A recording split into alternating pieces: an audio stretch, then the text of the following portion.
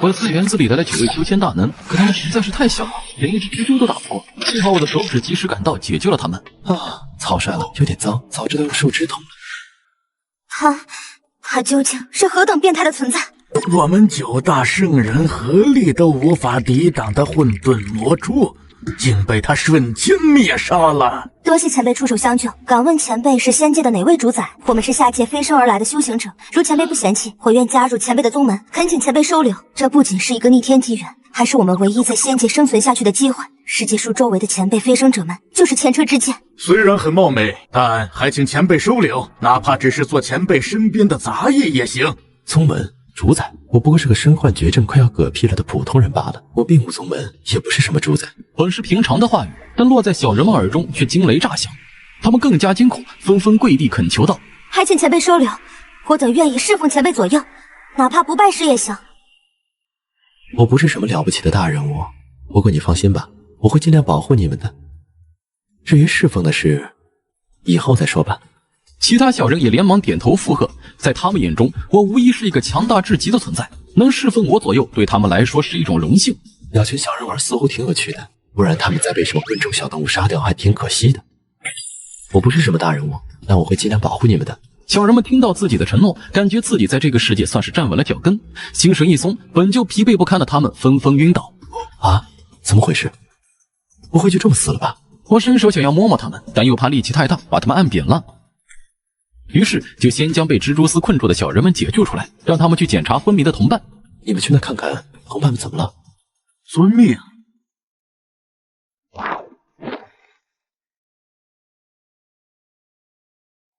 禀报仙人，他们并无大碍，只是方才与混沌魔物一战消耗过大，此刻能量稀薄，所以才昏厥过去。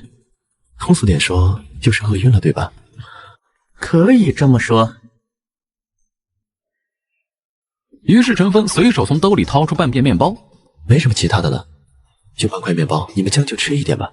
陈峰把面包放在地上，可是在小人们眼里，陈峰的动作就太过于震撼了，整个胳膊若擎天之柱，拿着面包的大手放下来，简直就像是一颗陨石下落。这力量太恐怖如斯了，在下界恐怕随意一掌便能灭掉一个国家。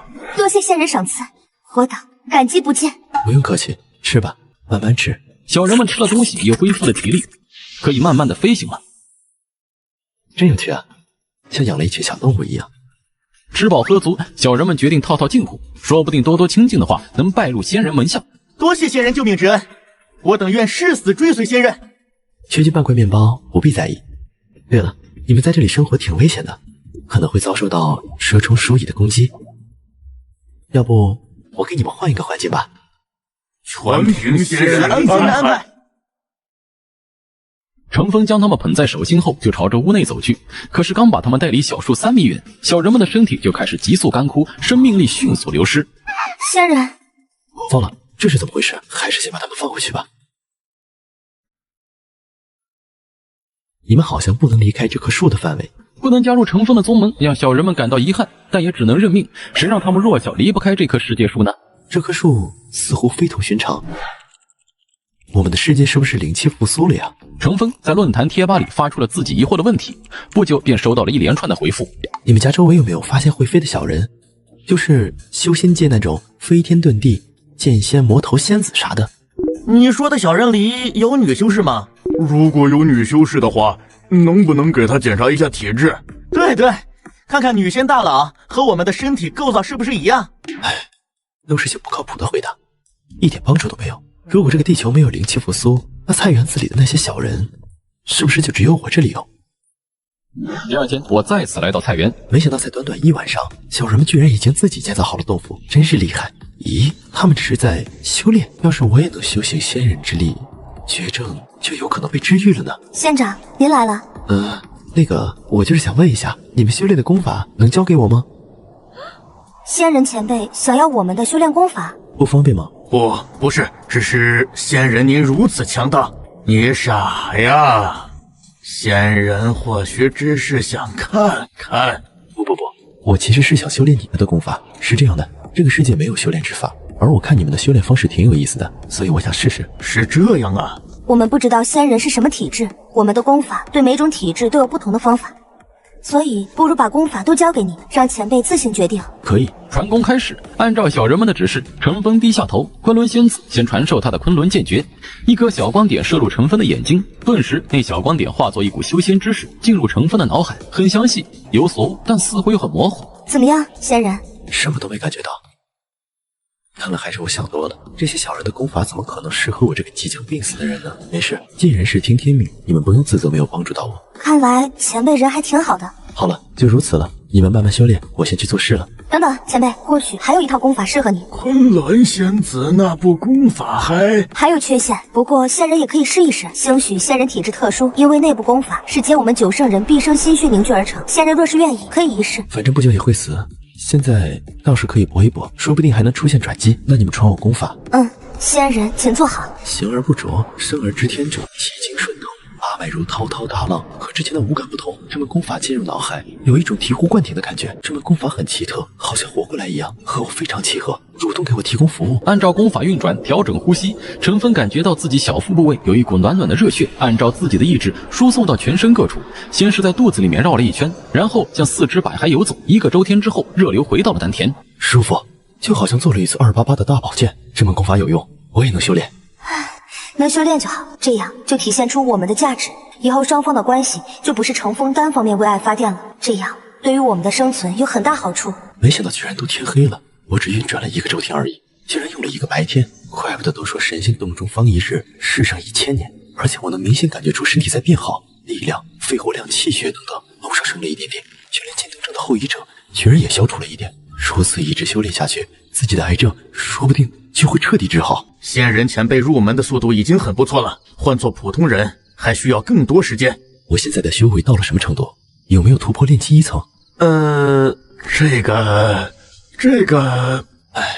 看他们的态度，我肯定没有突破到炼气层。仙人也没必要气馁，这个世界的可修炼物质太少，或者是世界规则不同于下界，修炼速度难很正常。只要仙人前辈觉得自身变强就可以了，其他其实没必要在意。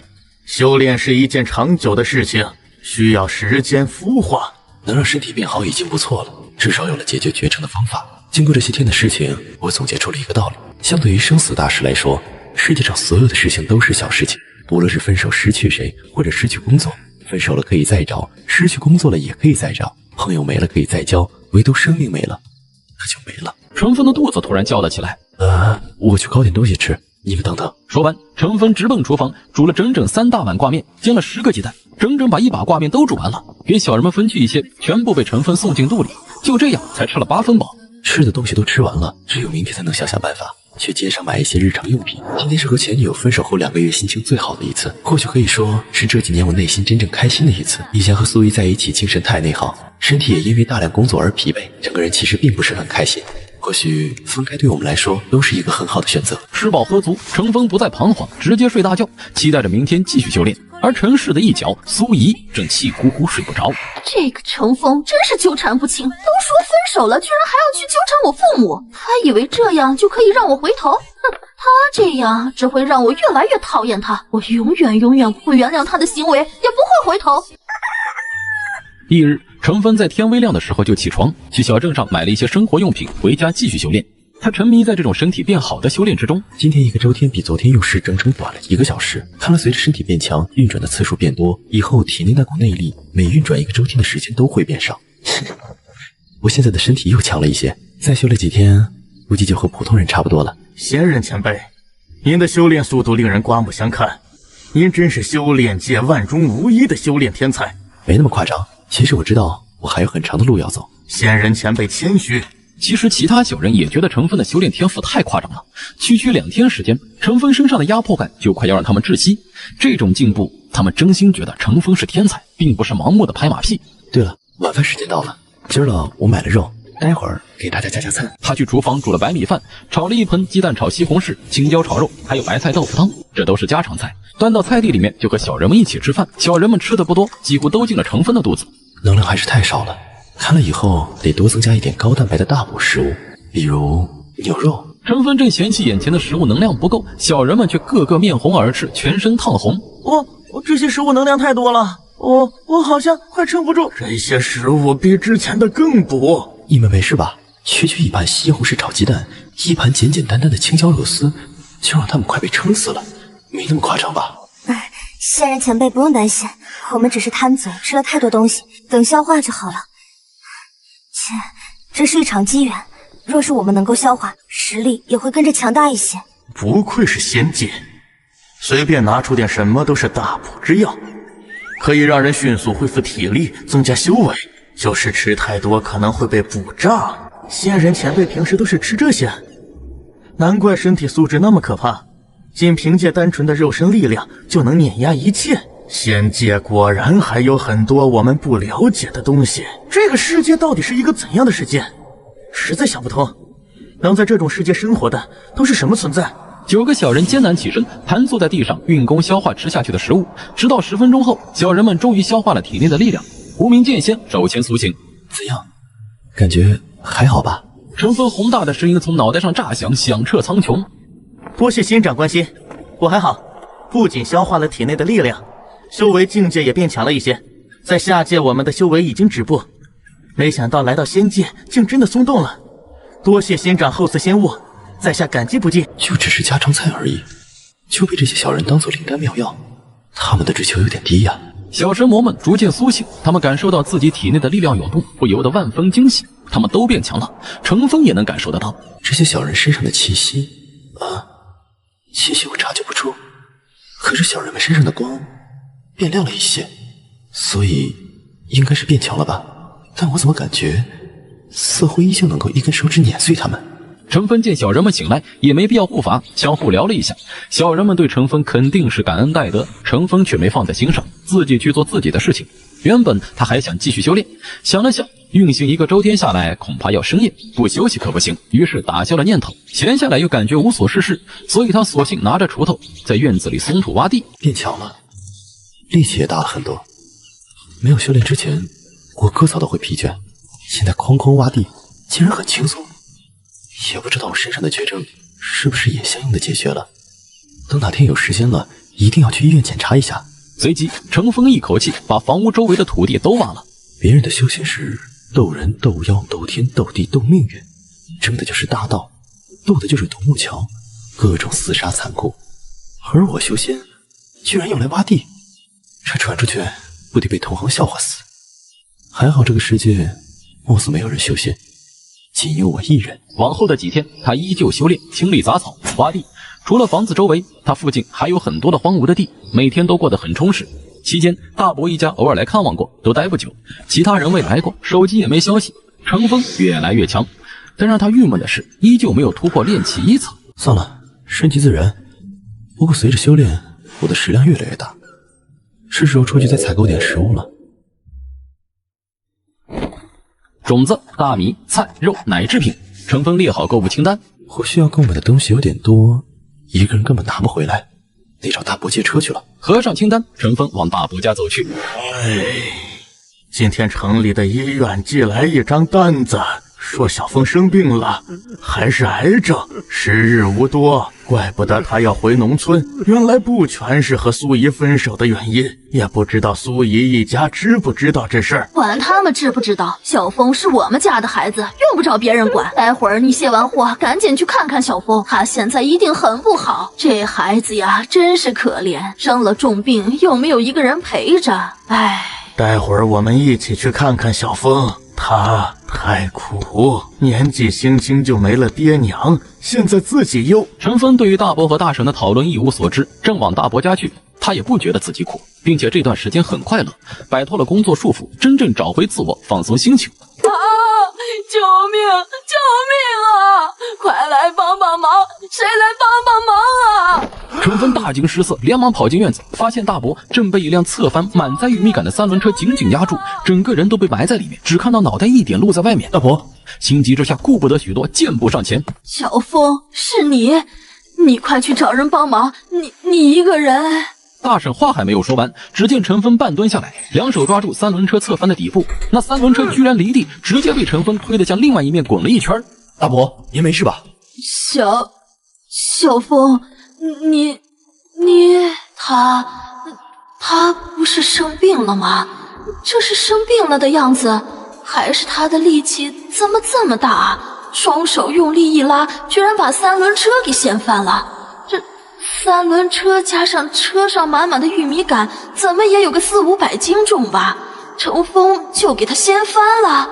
这关键是医院发来的病危通知单里，不是说他生了大病，身体极为虚弱，随着时间的推移，甚至走路都成困难，直到死亡。可眼前的程峰哪里像半点生病的样子啊？这健康的不能再健康了呀！方才情况危急，程峰也顾不得许多，所以才展露出自己的实力。当然，他压根也没打算隐瞒。大伯，您没事吧？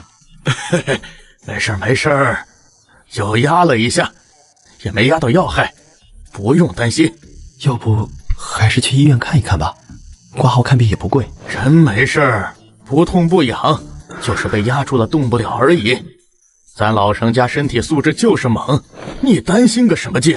大伯动了动自己全身，看得出来他确实没事，这让程峰松了一口气。小峰啊，你力气也太大了吧！刚才你就这么咻的跑过来，噌的一下就把三轮车给掀翻了。那三轮车可不轻啊，你哪里来的这么大的力气啊？对呀，小峰，你力气怎地这么大？这三轮车不轻，没3-4个人可抬不起来。可能我天生神力吧，我可不能把修仙的事情说出来，至少目前不能说，不然大伯和大婶会以为我是神经病。对了，大伯，你刚才不是说咱们老程家能力强，身体素质猛，我有一把子力气，不是正常吗？你这小子欠打，还会读我的话。大伯，你可别动手，小时候可没挨你揍，现在我长大了，你再揍我，我可会很没面子的。小峰，说正经的，你是不是生病了？得的还是癌症？医院说你时日无多，所以才选择回家。孩子，你太苦了，要不你过来住吧？我知道你性子要强，可是我们是你的家人，家人可没什么麻不麻烦。你过来，我们也好有个照应啊。是啊，小峰，你可别一个人硬撑啊，万事都有我们。大伯一家总是能给我意想不到的温暖。大伯大婶，你们别担心了，我身体好好的，哪像有病？你看我这不是好好的，400-500斤的东西说翻就翻，谁家有病是这种的？可是医院都发病危通知单给我们了。病危通知单？病危通知单还会往外发的吗？应该没这规矩吧。不管怎么样，大伯一家确实得知了我的病情问题，但是现在我的病已经慢慢稳定，都修仙了，区区癌症算什么？之前的确无能为力，现在应该没问题了。那可能是诈骗，或者记错了。活着不是好好的吗？要是我这把子力气都有病，那世界上就没有正常人了。大伯大婶，你们不用担心，我好得很，回家就是厌恶了城市的生活，想回农村生活而已。大伯大婶面面相觑，半天才道：“你确实没病，还是说你是怕我们担心，怕拿到我们才……放心吧，我健康的不能再健康了。再说了，我要是真有病，有麻烦到你们的时候，我肯定不会客气的。”哦，那就好，那就好。刚得到消息的时候呀，我们吓死了，还想着收拾完玉米杆就去看看你。你没事呀，就太好了。大伯和大婶悬着的心终于落下。那搞诈骗的无良医生真坏，居然骗我们，该死！两人嘟囔着埋怨医院，不过确定程峰没问题，两人还是挺开心。大伯大婶，有什么活我帮你们一并干了得了，难得过来一次。哎，不用，小峰，你还小，不用干重活，给你大伯干就可以了。我都27、8了，你和我说我还是小孩子。不过在长辈眼里，晚辈永远长不大。程峰非要帮忙，因为力气大，很快就收拾了一车玉米杆。大伯见状，也真正相信程峰大概是没病，于是也不用客气。这股力气不拿来利用一下，可惜了。刚好家里的石磨倒了，我一个人抬不起来。有什么重活，尽管交给我。程峰嘿嘿一笑，一个人居然把500多斤的磨盘抱了起来。果然咱们老程家基因强大，不仅能力强，就连这力量也是猛得很。没修仙之前，别说举磨盘，连上炕都费劲。看来这段时间我真的在进化。随后，程峰见他们没担心，便借车去镇上买生活物资。购买完购物清单上的东西，程峰把车送回大伯家，自己又回到家里开始修炼。现在运行完1个周天，居然才到下午4点出头，修炼速度增加了至少1倍，以后1个白天可以运转2个周天以上。修炼完成后，程峰刚来到菜园，就发现昆仑仙子和无名剑仙准备切磋。昆仑仙子，你我是首先突破的，就切磋切磋，看看近日修行所得，我们点到为止，如何？这昆仑仙子太漂亮了，至于身段比例，那更是惊艳。无论是手机上美颜过度的网红，还是全方位照相都没有死角的明星，都没有昆仑仙子漂亮。不过唯一的缺点就是太小了。可以，很久之前就想领教无名剑仙的剑道，上一次交手还是在下界，那时候我们隔着千万里对了一招，我便一直想找个机会和你好好打一场。昆仑仙子非常强势，她在下界创下不朽昆仑教，赫赫威名，可不是单靠漂亮就能做到。下界共誉她为古来第一女生。那得罪了。万剑！无名剑仙一剑化万剑，密密麻麻的白色小剑自他脑后分化而出，铺天盖地朝着昆仑仙子席卷而去。昆仑仙诀！昆仑仙子双手结印，一个巨大光球笼罩自身，上面流淌着各种先知符文。昆仑仙子的攻击比上次对付蜘蛛时多了一点变化，就是那些符文，可变强的幅度太小。以他们现在的实力，还是打不过上次追杀他们的蜘蛛。小树下，昆仑仙子和无名剑仙已经缠斗激烈，剑之海潮想要淹没昆仑仙子，可那把飞剑接触到昆仑仙子的符文光球时，纷纷被弹开，或者直接崩坏碎裂。昆仑仙诀，青龙祸！一头青龙模样的怪兽从昆仑仙子的符文光球冲击，撞向无名剑仙。昆仑仙子果然收获匪浅。说完，无名剑仙手捏剑指，结了一个反锁的印。清玄剑道，开！一道手指大的火光大剑从他身前凝聚，巨剑和青龙猛地撞在一起，轰的一声同时碎裂，而无名剑仙和昆仑仙子纷纷被爆炸的威力掀飞。我猜的没错，你不是当世之人，而是古之至尊重现。若是没有意外，你就是古之至尊中的剑圣李清玄吧？无名剑仙的道夹杂着古代至尊的气息，那是昆仑仙子年轻时进入秘境失恋遭遇过的，他记忆犹新，因此差点为此陨落。昆仑仙子果然拥有大智慧，还是瞒不过你。我早就怀疑你不是当世之人，果然。没办法，上古找人推测过，只有今世仙路才会开启，所以只能蛰伏下来。这似乎涉及到修仙界一桩巨大秘密，但这对陈峰来说好像没什么意义。蛰伏不知道多少岁月，就为了飞升到蓝星这个鬼地方。为了这个目标，你们还真是拼尽全力呀！哼，我在未正道之时，曾经被古之至尊偷袭，差点身死道消。从此，我便发誓，一定要找到至尊余孽，报仇雪恨。仙子莫要误会，李清玄一向光明磊落，偷袭你的另有其人。他不是怕昆仑仙子寻仇，只是不想在危险的仙界还要起内讧。现在团结求生才是硬道理。李某向来不参与乾坤界的争斗，你也是知道的。圣人一言九鼎，没必要撒谎。昆仑仙子把目光投向周围那些圣人，这里面会不会也有古之至尊余孽？被他这阴冷的目光凝视，其他圣人眉头紧锁，但也没过多说什么。同为至尊圣人，他们都有极强大的心性，不会认为自己弱于他人，哪怕对方是古来第一女圣。陈芬俯瞰着小人们，没想到小人们相互之间其实还是有矛盾的。竞争者、猎杀者、阴谋家，为了飞升，为了能够活到正确的飞升时间，布局万古，坑杀诸多强者，这也太燃了吧！若是写成小说，这些小人每一个都是故事主角，他们的经历恐怕几百万字都写不完。哼，曾经的恩怨且先放下，不过不代表本座软弱。等时机成熟，本座定当一一向那些偷袭过本座的讨个说法。本座虽是女子，可也不是任何人都可以欺负的。众人还是没有表情，古井无波。你是弱女子，那天下就没有强的女人了。让仙人前辈见笑了。本来一些私事没必要大肆宣扬，可是矛盾就是矛盾，不解决始终会有隐患。无碍，我对你们的恩怨没有兴趣，更不会插手你们的争斗。我现在的首要目标就是修炼，解决自己的癌症问题，哪有闲心参与你们这些小人们的争端？仙人前辈明事理之世故，自然没工夫计较我们的私事。前辈放心，我们的私事只会私下解决，不会叨扰前辈清修。前辈，我有个不情之请，不知道当讲不当讲？你有什么事？近日修行有成，感觉实力突飞猛进，我想挑战一下前辈，看看自己达到了这个世界的哪一种存在。不知道前辈可否能赐教一二？李清玄居然要挑战我，没听错吧？你要挑战我？也不是挑战，就是想检测一下自身实力，让前辈指点指点我的修行。我刚才的话太不谨慎了，挑战这2个字可不能乱说。上仙要是真的接受挑战，一巴掌拍死我都没人会说什么。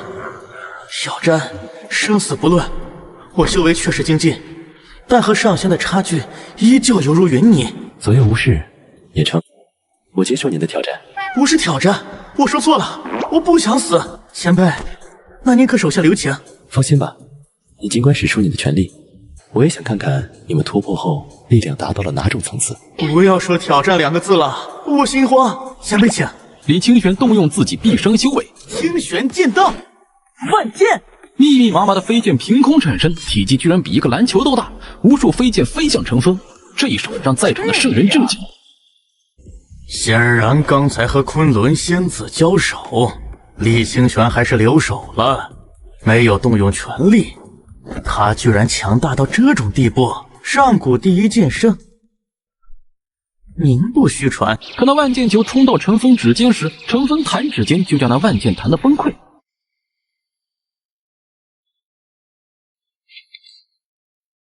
万剑合一，李清玄凝聚剑道，一柄布满上古符文的光剑出现。清玄本源加持，李清玄更是动用了自己本源正道之道纹，加持在巨剑之上。虽说是巨剑，其实也就比2根手指头加起来大。前辈小心！李清玄整个人人剑合一，身上密密麻麻剑纹浮现。这是古之剑纹，传说天地诞生时最精准的剑道符文印刻在身体之中，可化身成本源剑气，一击超越圣人威力。竟然被李清玄得到，佛缘不浅。这李清玄的底牌还真强，不愧是古之第一剑圣。观战的圣人们震惊，可人剑合一的李清玄那化作的符文光剑依旧被陈峰中指一弹碎裂，一瞬间崩坏。李清玄从道中跌落，摔在地上，小人们瞠目结舌。仙人前辈也太恐怖了吧！李清玄动用那么多手段，居然还是不敌弹指一挥，怪物中的怪物。你变强了吗？怎么没什么感觉？你还和以前一样的攻击力，莫非是力量增加的太少，所以我没感觉出来？我已经发生了蜕变，你居然说没感觉出来，太失败了。事实上，陈峰确实没有感觉出来之前的李清玄和现在的李清玄力量差别有多大。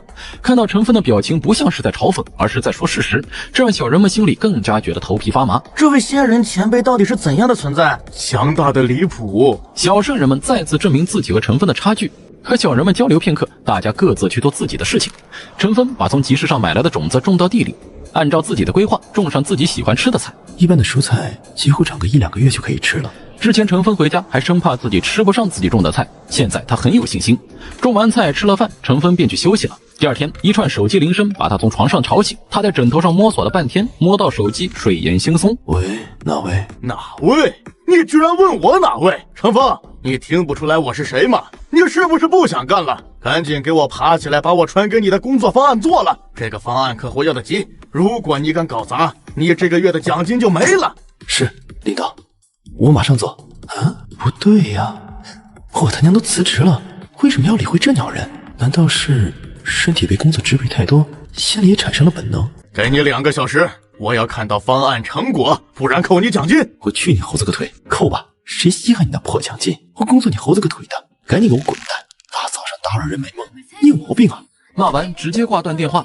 1个字，爽，畅快。这是我和公司领导有交流以来最愉快的一次谈话。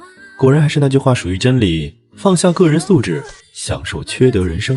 没有素质真的太能自我满足了，没有素质之后心情都好了很多。那个领导再次来电，陈峰接听。好啊，好你个陈峰，你他妈居然敢和我这么说话，你不想干了是吧？你知道外边有多少人想要这份工作？你现在立马给老子收拾东西滚蛋！敢骂老子就骂你怎么地？你装什么成功人士？在外人面前你人模狗样，在公司里你屁都不是，1个月就那点工资，搞得你施舍谁一样。老子给你工作是价值交换，而不是靠你施舍工资养活。你算什么玩意？作威作福！就你那斜眼鼻子歪的，怪不得你老婆跟人家跑了。关键你自己还不知道自己丑。你知不知道，你就像那阴沟里的癞蛤蟆，井底之蛙却想着白天鹅之梦。你是痴心妄想。果然，没素质的人最快乐，看不爽就怼，就很令人心情愉悦，不会抑郁。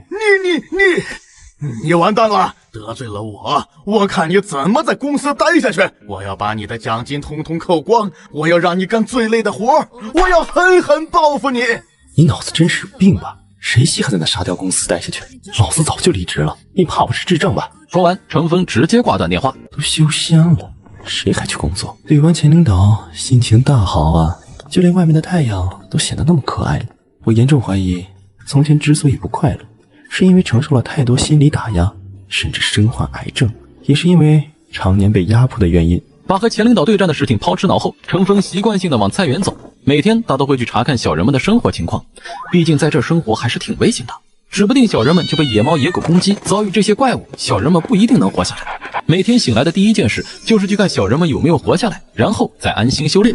仙人前辈，您可总算来了！程峰才刚刚到小树旁，就看到小人们翘首以盼，眼神里充满慌张和无助。出事情了，被动物袭击，发生什么事情了？李清玄和昆仑剑仙好像要死了。仙人前辈，请为他们看看吧。被魔物攻击了？不是，好像是生病了。生病了？这是什么理由？飞升者还会生病？第一次听说飞升会生病的。不过也正常，因为这群飞升者本身就不正常。别人家飞升者毁天灭地，而我家飞升者弱的一个手指头就不能碾死。你不生病谁生病？到底是什么大病，能让两个飞升者都要2两了？很快，昆仑仙子和李清玄就被其他圣人抬了出来，两人病殃殃地瘫在杂草编织的担架之上，无精打采。杂草编织的担架很是简陋，不过这也是目前飞升者们能做到的最好工具。仙人前辈请看，也不知道什么大病，居然让他们一夜之间都快要陨落，这病真可怕。上界真是凶险万分，不仅时时要提防可怕的魔物、奇奇怪怪的抹杀规则，还要担心可能突然爆发的疾病。这病连圣人都抵挡不住，在下界别说生病了，任何有害的规则都无法入侵我们的身体。不死不灭的金身令多少修士羡慕。这俩小人看着都要挂了，可我也不是医生啊，怎么办呢？难道叫个医生来给小人们治病？可拉倒吧，这么小的小人，真请医生来了，他们也不一定能治好。回禀仙人前辈，昨晚他们就已经生病了，二人身上忽冷忽热，额头好像被火烧一样烫，喉咙直接发出声音，不停咳嗽。程峰凑近仔细看，小人躺在担架上，实在太小，看了半天属于无用功。程峰无奈，只能拿出手机，再次来到网络怪物论坛上询问。提问：如果你们有一个小人国，而里面的小人生病了，症状为忽冷忽热，额头很烫，喉咙肿痛，鼻塞流鼻涕，你要用什么方法治好这些小人？小人们大概得了什么病？现在躺板板了，好像起不了床，在线等答案，急！兄弟，你小说看多了吧？还假如你有一个小人国，你怎么不说你现在正在修仙呢？小人国里有没有妹人？那妹子生病了吗？如果有的话，可以让她先把衣服脱了，你好好给她检查检查身体，可别遗漏了什么大病。这个 ID 我看过，上次说检查身体的也是他，真是智障。楼上真的是素老色批，脑子剥开全是芒果色，鄙视。根据我做兽医13年的经验，如果你家小人没有意外的话，那就要出意外了，因为严重到起不来床了。不过作为兽医的我有一计，保证药到病除。什么计？如果我没猜错的话，你的小人应该只是感冒了，口服几粒感冒药，立刻药到病除。感冒就这么简单？4楼你确定？你作为一个兽医，你还能治人的病？人与兽之间有什么区别？再说了，他都能中2到说自己有一个小人国，我就不能以兽医之名行医仙之事。况且楼主说的那些症状，是个学医的都知道，仅仅是感冒了，好吧？吃一颗感冒药，睡一觉不就可以了？有那么复杂吗？这群中二病还在疯狂互怼，而程峰则关了手机。经兽医这么提醒，程峰再好好观察昆仑仙子和李清玄的状态。确实就是感冒了。昨日他们是不是着凉了？昨晚确实有寒气扑来，冰冷得很，使人手足僵硬。我们都回房避寒，可他们2人性子要强，尤其是被仙人前辈一直弹飞，又觉得自己不能再这么弱、这么堕落下去，依旧在修炼，然后就没有然后了。现在天气已经开始进入秋天，夜里时常清冷，别说这些弱鸡到爆的小人们，就是正常的成年人都容易感冒。你们等着，我去给他们配一点药。程峰回房煮了一碗开水，然后拿出那碗他之前用剩下的感冒药，整颗拿过去，小人们肯定没法服用。想了想，程峰把胶囊打开，倒出药粉，再配以热水搅混。做完这些，程峰将汤药端了出来，给你们舀些药汤，给二人服下。仙人前辈，这是什么药？治病的药。小人们见程峰不说，也不敢多问。可让小人们惊讶的是，这不知道是何种汤药的东西，二人服下之后，居然很快就有好转。这药汤很有效果，不愧是仙人的东西，果真有起死回生的作用。他们看向程峰的表情更加崇拜了。仙界之物，仙界之人，深不可测，尤其是这位仙人前辈，更是无所不能。神明就是神明，在下界我们是圣人，宛若天神一样的存在，而在这里，程峰对于我们来说就是神明一样的存在。而程峰看到感冒药有用，也不由得松了一口气。能治好就成，人家飞升者天下无敌，斩天斩地斩空气，秒天秒地秒空气。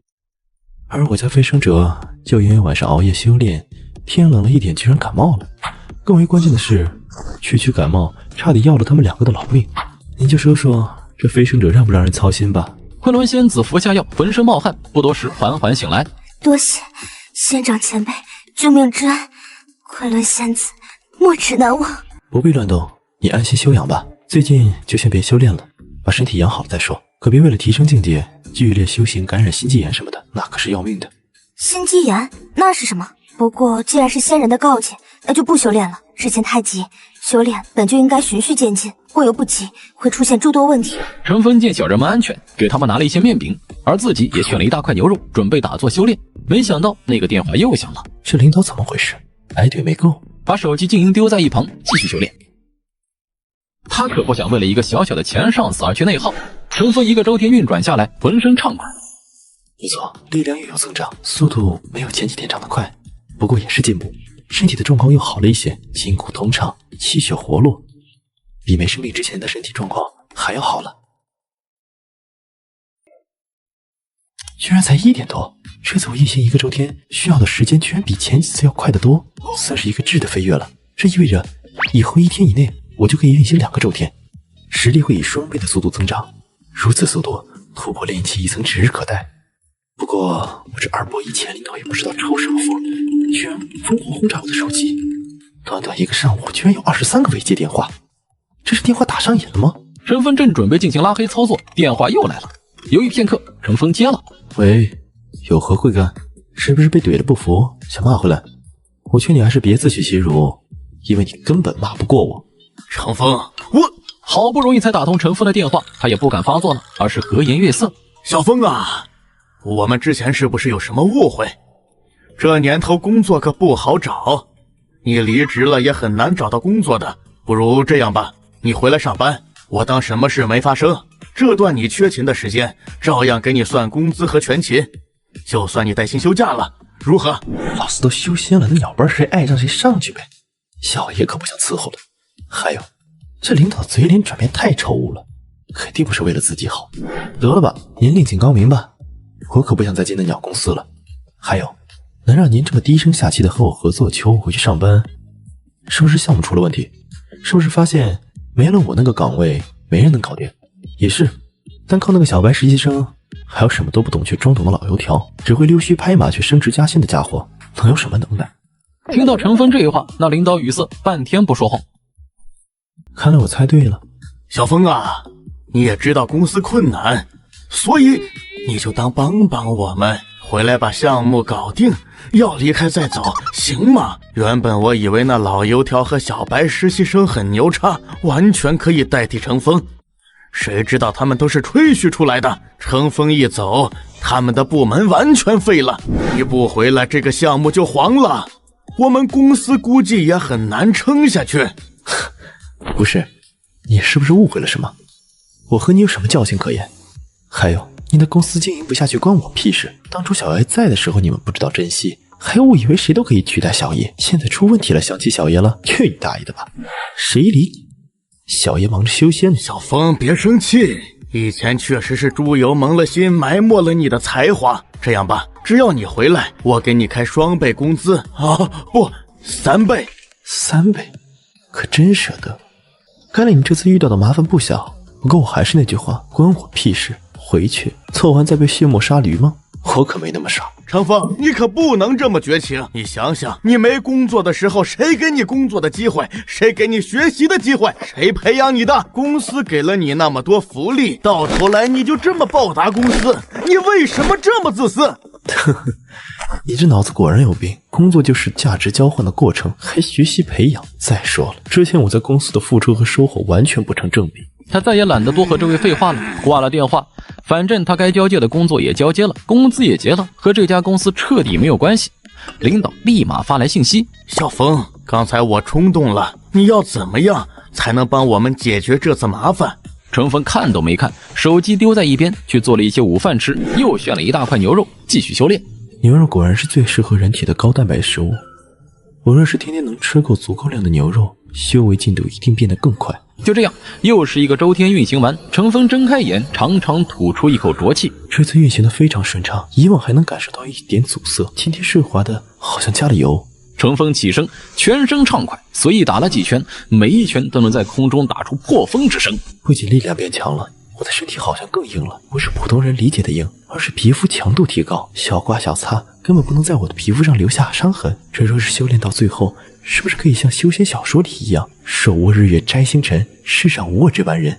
算了，还是别好高骛远。修行之路很难，在修仙界修行者众多，也没见几个人能达到那种地步。成为那种强者，恐怕比考上清华北大的概率还要低。此次一个周天居然仅仅用了3个小时，要知道我第一次运行一个周天可是用了整整1天，进步很快啊！这姓王的有病吧？再打个电话问候问候他吧。祖宗，我叫你祖宗行了吧？求求你，帮我这一次吧！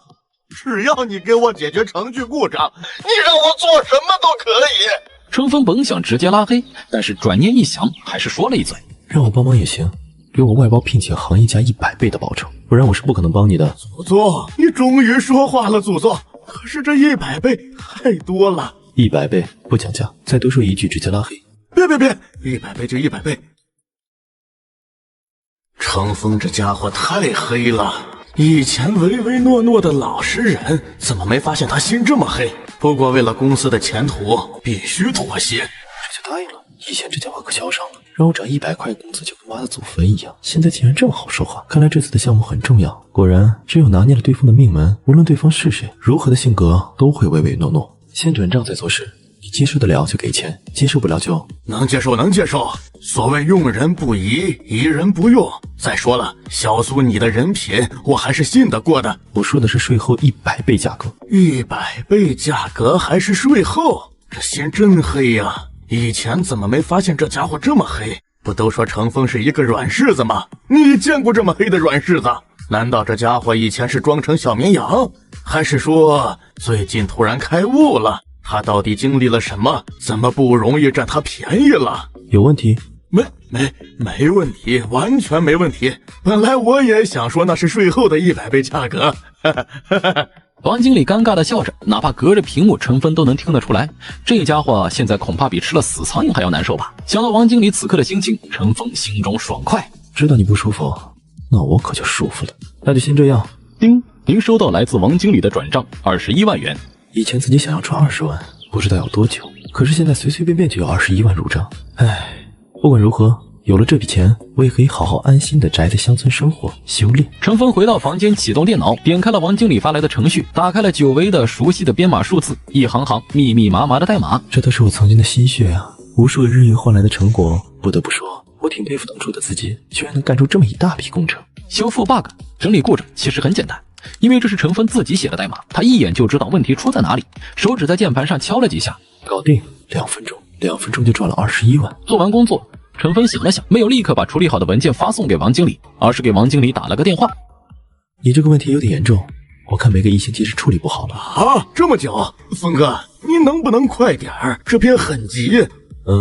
这样吧，那我加把劲儿，5天给你弄出来，这真的是最快的速度了。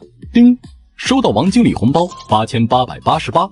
峰哥，您再想想办法，看能不能快点。王经理爽快，既然你这么豪爽，那我也豁出去了。2天，我通宵达旦，2天给你弄出来。长风兄，仗义啊！以前怎么没发现你这么仗义？多谢多谢，那就辛苦峰哥了。以后有机会，我一定会好好感谢你。你知道就好。好了，就这样吧，我先去赶工作了，回头聊。好，那就不打扰了。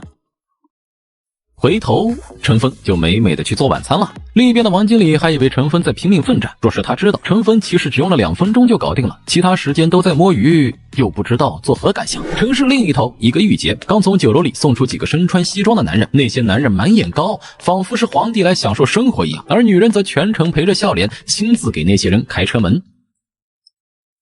林总您小心，林总慢走。等那些人开车扬长而去，女人才收起假笑，但是脸上的愉悦还是显而易见。又搞定一单，这单提成满打满算能有2500左右，这个月我肯定能有1万以上的工资。也不知道这程峰现在在干嘛？哼，那乡巴佬啊，肯定是在种地，也不知道回村有什么前途。我提成一单比他种地3个月的收入还多，唉，可是没救了。他呀，真没上进心，真庆幸和他分手了。唉，我越来越觉得这次分手是我人生中最正确的选择。毕竟我与程峰已经不是一个世界的人了，下一次见面，或许2个人的身份会天差地别吧。但苏怡不知道的是，程峰回乡后并未穷困潦倒，而他随便接了一个单子就赚了20多万。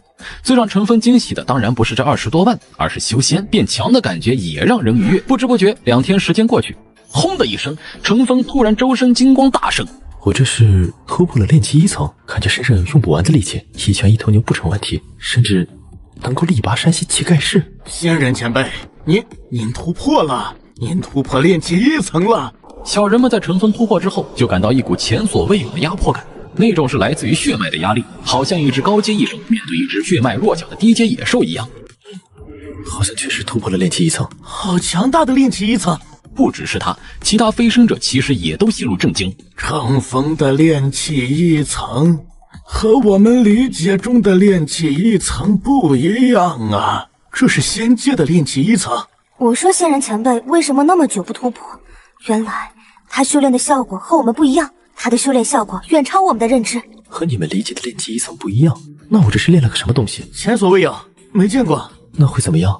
不会有问题吧？会怎么样我们也不清楚，不过会超乎想象的强，毕竟是我们9大圣人合力创造出来的修炼功法，怎么想都不会弱。这群教导我修炼的小人们竟都不知道我现在的状态，那我未来的路究竟会是怎样的？也许可以抽空去医院检查检查，看看我的癌症还在不。现在我的实力已经达到炼气1层，可以放松放松。钱嘛，赚了20多万，也足够衣食住行。仙人前辈，可能是因为你修炼的是仙术，以仙人体质修炼仙术会有不同的效果。应该是如此吧。在这个世界修仙，肯定和小人国世界不一样。若是力量涨幅相同，9个圣人飞身上来，早就把这个世界夷为平地。何至于这么弱鸡？炼气1层，我就感觉自己的身体进化了。对，就是进化了，好像脱离了原物种，向超人方向进化。我能听到100来外的蛐蛐鸣叫，准确判断位置，也能从杂乱的草丛中一眼看出蛐蛐微小的身体，随便打出一拳，泰森都得管我叫大哥。这仅仅是炼气1层就给我这种感觉，如果再往上，那真是越来越期待了的。叮，文件发送给王经理。叮，文件发送成功。哎呀，峰哥真是守时，说好的2天就是2天，甚至还提前了，十分感谢。这2天你肯定累惨了吧？辛苦了，辛苦了。幸不辱命，兄弟仗义，有时间请你喝酒，一定好好感谢你。这2天的焦虑心情在今天终于不见了。任务完成，这个项目没跑，准上市公司，前途无量。我们2清了，一手交钱一手交货。王经理你忙去吧，这2天有点累，我去休息了。好，兄弟你赶紧去休息，别累着，有事再联系。关掉微信，程峰决定去村里溜达一圈，结果发现池塘边巨石压着一个人。陈大叔，幸亏还没死。该说不说，陈大叔真是一个人才，竟能把自己塞进石头下，这操作正常人还真做不到。陈大叔，没事吧？叫唤几声，陈大叔艰难睁开双眼。救命啊！救命啊！长风，快救救我！我被石头压住了，出不来。打电话给村里人把我救出来。陈峰刚想说什么，陈大叔由于太过激动，又晕了过去。不省人事，打电话给村里人，等村里人赶到，恐怕你早就是一具尸体了。该说你是幸运还是不幸？不幸是你居然被石头压住了，幸运是你居然遇到了我，不幸是最近好像我实力一成长，总是能遇到各种各样奇奇怪怪的事情，好像被主角光环给笼罩了一样，变强就会遇见麻烦，然后用我的力量来解决麻烦。难道这就是规律，变强的法则？很难想象以后我越变强，会不会像都市降智小说一样，无论走到哪里都会遇到装逼打脸的剧情。例如去商场买根胡萝卜，都会遇到服务员挑衅，说自己买不起，一顿嘲讽之类的。例如自己上街，总会有一两个小混混上来一顿挨揍，体现出自己的主角价值之类的。又例如和个妹纸逛街，都会遇到富二代过来争风吃醋。随后陈峰蹲下，双手五指插进石头下做抬物姿势，猛地发力，那石头居然慢慢离开地面。这石头比我想象中的要重啊！也许是因为身上的压力轻了，陈大叔悠悠醒来。刚才我不是看到了长风，还让他打电话给村里人过来救命，怎么没看到他了？而且我身上的石头不见了，莫非这是临死前的回光返照，认为自己得救了？其实我要死了。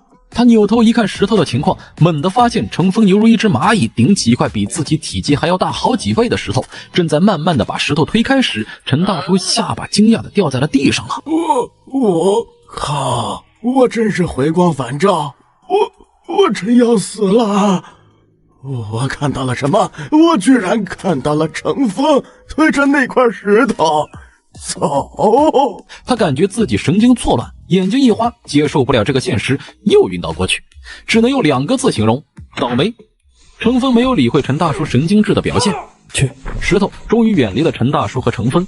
做完这些，程峰拿起电话打给大伯。什么？陈大牛受伤了，我们马上带人过去。听闻陈大牛受伤，直接挨家挨户招呼村里有力气的男人，火急火燎的到了目的地。叔叔伯伯们好，陈大叔好像受了很严重的伤，不宜乱动，需要担架抬到医院治疗。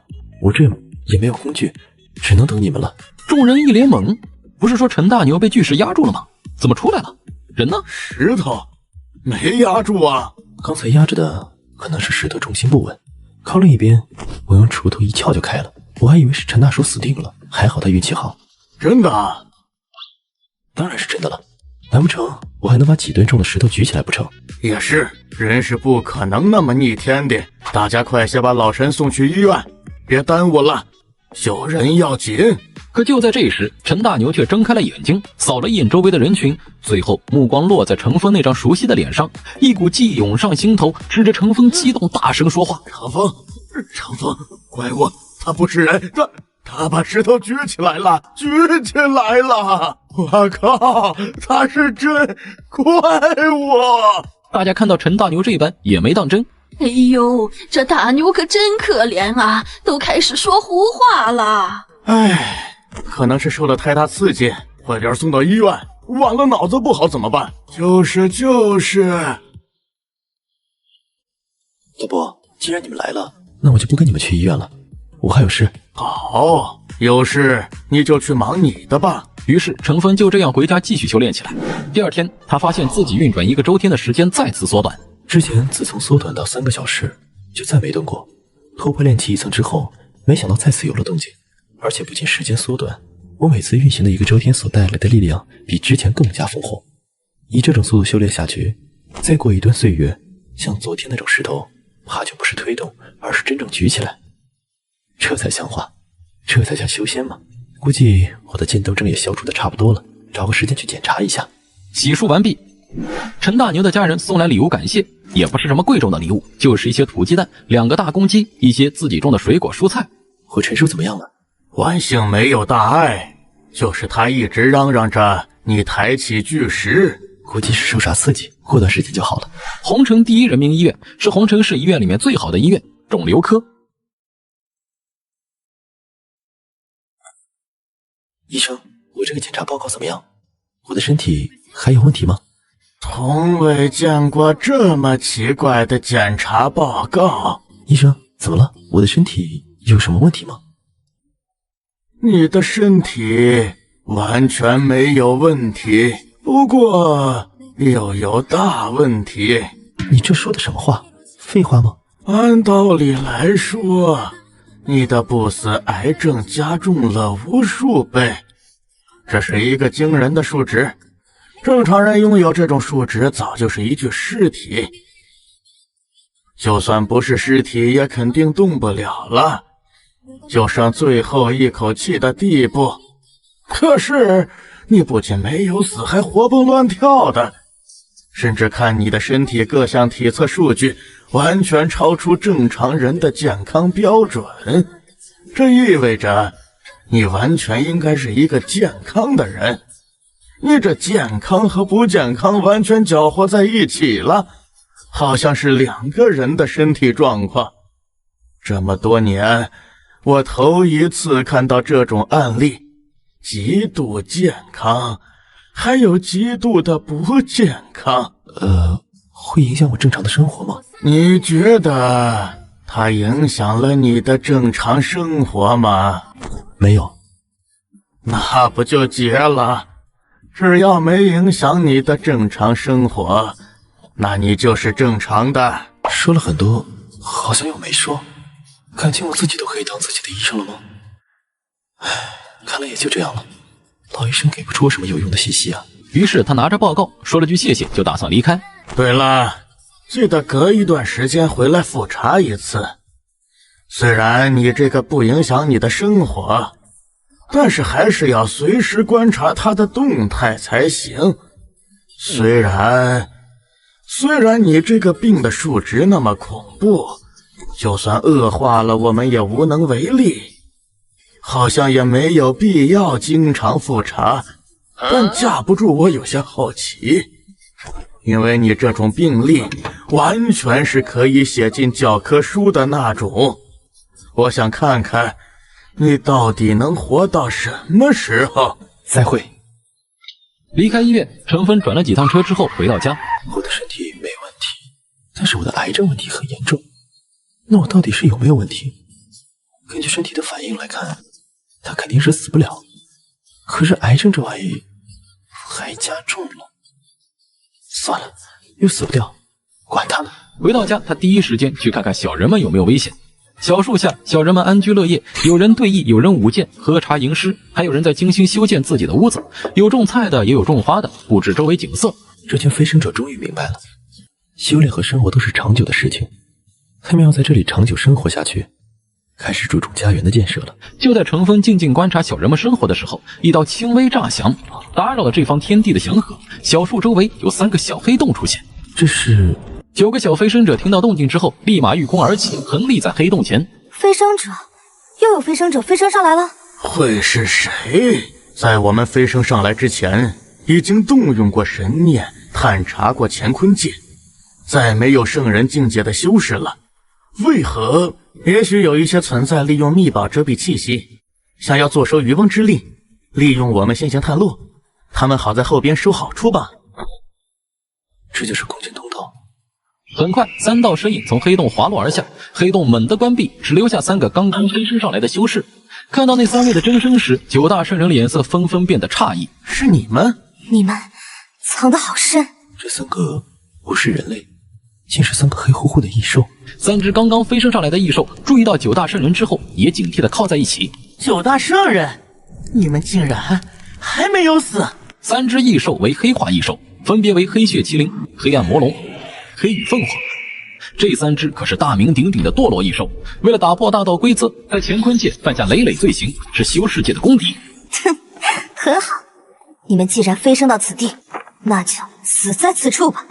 凭你？还是凭你们？黑麒麟身体快速变大，直到成人拳头那么大。黑麒麟、黑龙、黑凤凰3只堕落生物骄傲无比，即使刚刚飞升，即使数量不占优势，也照样不怵。在他们看来，9大圣人也飞升没多久，能变得多强？看着没见过世面的3只堕落生物，李清玄等人就好像看着刚刚进城的3个乡巴佬一般。他们是不是还活得过去？还以为堕落生物比圣人强一步的年代。大哥，现在什么时代了？你还活在过去呢？做梦！你们有过节？三大堕落生物听到雷霆轰鸣一样的声音，不由得抬头看着这尊庞然大物时，当场就傻眼了。这是什么怪物？人类？巨人？三只堕落生物惊骇，紧挨在一起。九大圣人听到陈峰的话，也是一顿。是了，过去的恩怨是在乾坤界，现在大家是在仙界，仙人前辈的地盘，怎么处置三只堕落生物，还得看他老人家的意思。我们没权利决定三只堕落生物的死活，是有一些过节，不过那都是过去的事情了。这三只畜生是生是死，还得看仙人前辈的意思。我等不敢越界定夺，也不敢越界决定，还请前辈宽恕。九大圣人方才一时心急，觉得自己不该替陈峰做决定，纷纷道歉请罪。三只堕落生物看到九大圣人在面对天空中巨人时，那是卑躬屈膝像奴隶一样的态度，顿时失色，同时眼里的鄙夷不屑不加掩饰，一点也瞧不起九大圣人了。原本以为你们即使为我做大敌，我等也会尊重尔等，毕竟尔等之气概配得上人高看一眼。原来尔等皆是一群软骨头，什么圣人，什么人族强者，没想到居然甘愿成为仙界生物的奴隶。老夫看错你们了，你们不配与老夫相提并论。我等宁愿战死，也不会像你们一样卑躬屈膝。身为人族荣耀，居然甘愿为奴为婢，我呸！李清泉和昆仑仙子等并不生气，这是他们心甘情愿做的。别说陈峰没要求，就算陈峰要求了，他们做了又如何？给仙人为奴为婢不丢人？无知！若不是仙人前辈没想让你们死，你们以为你们还能在此犬吠？可能是因为修为等级远超三只堕落生物的认知，他们看不透，却也感受不到压迫感。他们三个以为九大圣人还是当年模样。仙人前辈，我实在受不了他们了，请下令让我打死他们吧。没那个必要，其实。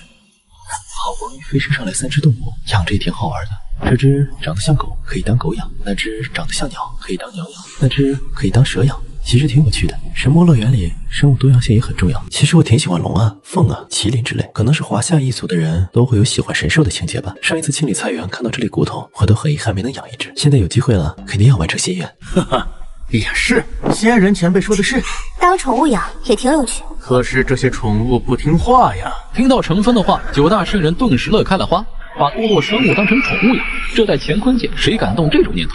谁能做到？堕落生物、宠物。一听到这些，九大圣人原本郁结的心一下子解开了。可三只堕落生物却气炸了，怒视着陈峰。可恶，竟然如此侮辱我堕落一族！我会让你付出代价。即使你是仙人，我等也要斩杀你！九大卑微的乾坤界败类，好好看看我们是怎么灭杀仙人的。我们可不像你们一样那样废物。身为乾坤界顶尖战斗力，居然一点骨气都没有。这三小只很暴躁呀，显然他们想上演一场斩仙的戏码。而九大圣人则纷纷抱树而立，打算看戏。三只堕落生物组合并肩，御空于苍穹，睥睨天下，仿佛九天十地，他们就是中心，一生桀骜不驯，傲骨凌天。他们瞧不起九大圣人，甚至瞧不上仙界生物。也难怪这龙凤麒麟这三只堕落生物组合在下界可谓是令人闻风丧胆，哪怕是圣人遭遇也会被抹杀。隐隐约约有无敌之姿，有自傲的资本，来到仙界亦有无敌心态，哪怕对方是仙界生物也欲斩杀。纵然我等来自乾坤界，纵然一手需要对抗仙界规则，依旧无敌世间，你尽可过来试试。仙界生物又怎样？斩仙是我心愿。三只堕落生物直视陈峰的目光，战意亨涌，要化作实质。前辈，我看不下去了，要不我替您解决了他们。三只堕落生物回瞥一下九位圣人，发现他们含笑看着自己，就像看着三个小丑，这让他们无法接受。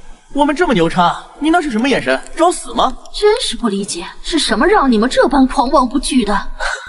不用，这三只小东西在你们的世界好像挺厉害，我也想看看他们和虫子的战斗力相比如何。我们俯瞰人世间那么久，你居然拿我们这些至高存在和虫子比？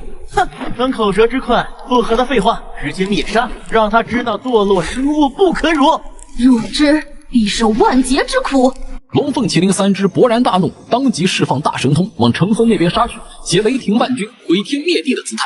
他们相信这种能力，哪怕是仙人见到都会变色。三只堕落生物就像三个散发黑色光芒的小电灯泡，撞向陈峰。果然神奇，这发出黑色光芒的东西还是第一次。话说，黑色的光算光吗？不过还不等他细想，3只堕落生物就冲到手边，弹了3次手指，3个堕落生物身上的黑色的光罩直接被弹破，相继砸落到地面。不约而同，3只堕落生物同时喷出一口黑血，3双眼睛惊骇地盯着天上的巨大生灵。咱们号称无敌可秒杀圣人、灭神屠佛的堕落之光，居然被人弹指一挥破了！这尊巨大的仙人到底是何方神圣？也太恐怖了吧！没有动用任何规则法术，纯肉身，弹指差点把我们抹杀。仙人这么变态吗？9位虎视眈眈的圣人也正玩味地看着他们，好像看一个笑话。黑麒麟终于知道他们为何从始至终这么轻松，这些人早就知道结果了。也不比虫子强嘛，刚才出手的力道还是大了一些，居然差点给杀了。虽然我已经很克制，用了最小的力。闻言，3只堕落生物气得想吐血，想怒骂，但是他们知道陈峰说的也许是事实，不是对方侮辱他们，而是他们本身就太弱了。仙人前辈若是想让他们死，他们早就死了，甚至不用仙人前辈动手，我们都可以抹杀。听到这话，黑麒麟3兽组合可就不答应了。打不赢恐怖的仙人，还能打不过你们？我们可是乾坤界公认的修行界天花板，类似于红尘成仙的地步，你们搁这装什么呢？对付你们这些弱鸡圣人，我一手足矣。昆仑仙诀？什么？3只堕落生物瞬间怀疑人生，因为他们发现昆仑仙子的修为境界已经超出他们的认知。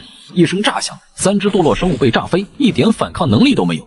再次稳住身体，3只堕落生物已经狼狈不堪，身上出现不同程度伤口。昆仑仙子居然成长到这一步，仙界果然不同寻常。现在情况危急，必须找机会逃跑。哈哈，你们这群废物圣人都能有这番成就，给我们时间，我们也能赶上你们，并且超过你们，甚至他这位巨大的仙人，我们也能抹杀，只要给我们最后的成长时间。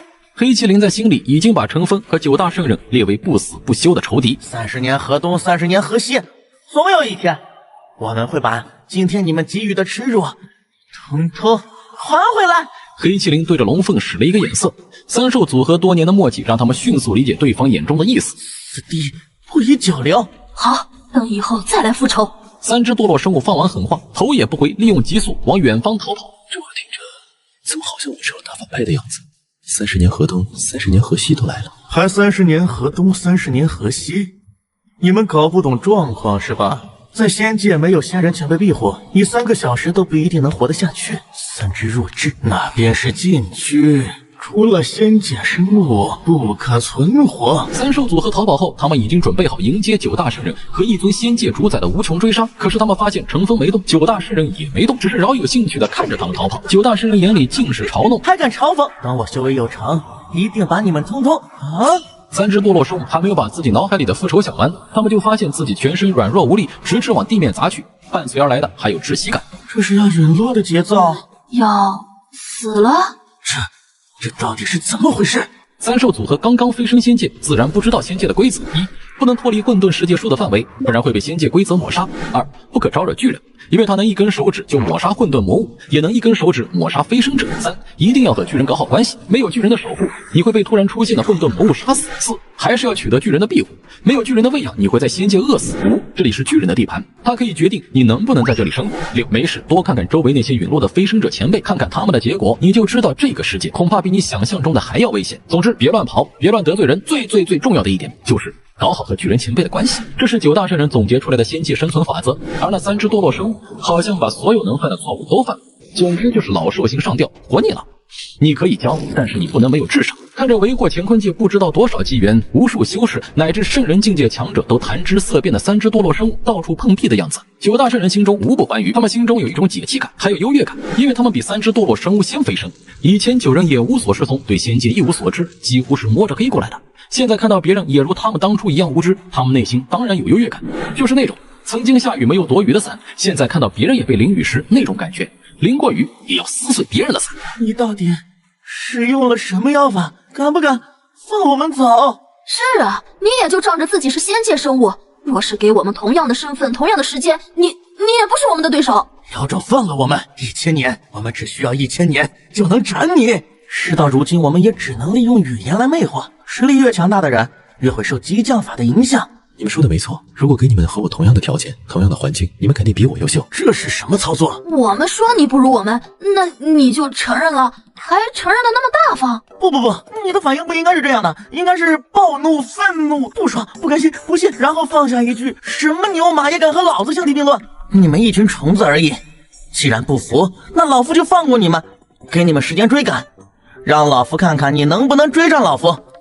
也让你们看看你和老夫之间的差距，老夫等着你来报仇，然后把哥仨放了，然后哥三忍辱负重，苟着修炼个千百年。如果能打得过，那就重杀上门装逼报仇；如果实在打不过，就当什么事没发生过，以后躲着你走便是。无论如何，哥三都能顺利脱身。可是你怎么不按套路出牌？我们说你不如我们，你居然承认了，那接下来我们怎么办？果然是仙界生物，很狡猾啊！知道我们的计划，直接一句我就不如你们破解了，真是不给一点活路。我命休矣！离开小树能力笼罩的范围，他们会越来越虚弱。这是他们第一次感受到自己离死亡这么近，这是真的要死，而不是开玩笑。但陈峰肯定不会让他们死的，直接捡起三小只，把他们丢回小树笼罩范围。那股窒息感随着消失，死而复生啊！活着的感觉可真好啊！应该死不了吧？死了就可惜了。回禀仙人前辈，死不了的，但想恢复也不是一朝一夕。哼，假惺惺，别想囚禁我们！你以为我们是这9个卑躬屈膝的人类？我们堕落生物一族有骨气，绝不会成为仙人的奴隶。对，永远别想让我们屈服。堕落生物永不为奴。哼，弱智，可笑，笑死了！这3只堕落生物一点状况都搞不清楚吗？原来他们3个一直这么蠢吗？以前我就是对这种蠢东西忌惮无比，真丢脸。你们最好一直这么有骨气。骨气？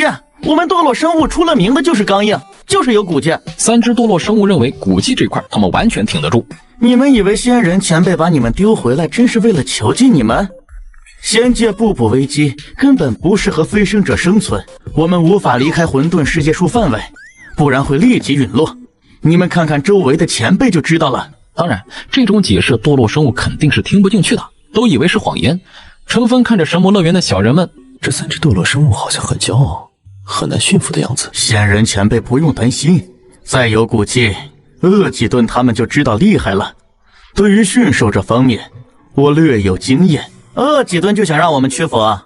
你们未免太小看堕落生物了。哼，我们可是不死不灭，完全已经达到了辟谷境界。你拿我们和需要进食低劣生物相比？看着3小只油盐不进的模样，陈峰头疼。为了搞清楚如何驯服宠物，陈峰还特意去网上搜索一下经验，如何能让宠物快速被驯服？打，饿着打，不听话就打，不按照指令做就饿着。那个有没有女宠物？可不可以检查身体？5楼那小子，我已经盯上你很久了。我以前以为你是个人，没想到你连人都不是。对，5楼这小子绝对有问题。每次楼主发帖，他都会问有没有女的，现在连畜生都不放过了。陈峰耸耸肩，不理网络上的争吵。一群牛马，那就喝着吧。饲养和付出都是要看对象的。像堕落生物这种嚣张的态度，如果还舔着脸给他们好处，那不是和追女生时被当作备胎和舔狗已然义无反顾有什么区别？而我不想当舔狗，那就先饿着吧。哼哼，随便你饿。我要是屈服，我跟你姓。我可不想让一只小动物跟我姓，那我成什么了？也是小畜生，折腾一整天，也该吃晚饭了。陈峰懒得理会堕落生物的毒誓，开始做饭。由于20万到手，财务状况宽裕，所以家里不缺吃的，尤其是牛肉、鸡胸肉、鸡蛋、虾等高蛋白补品。切了3斤牛肉煮熟，再来5个鸡蛋，虾10个，再也就是各种蔬菜，例如生菜、白菜、西红柿，做出来好几样菜。只是最近随着修为增长，陈峰的食量大幅度提升。做完，他端着饭菜进入菜园，9大圣人见状立马上前，多谢仙长厚赐，别太注重繁文缛节，十分要紧。小人们道了一声是后，便开始大快朵颐起来。而另一旁，3只堕落生物早就饿得前胸贴后背。实在是没想到，进入仙界之后，辟谷能力竟然会消失。周围有没有什么可以吃的东西？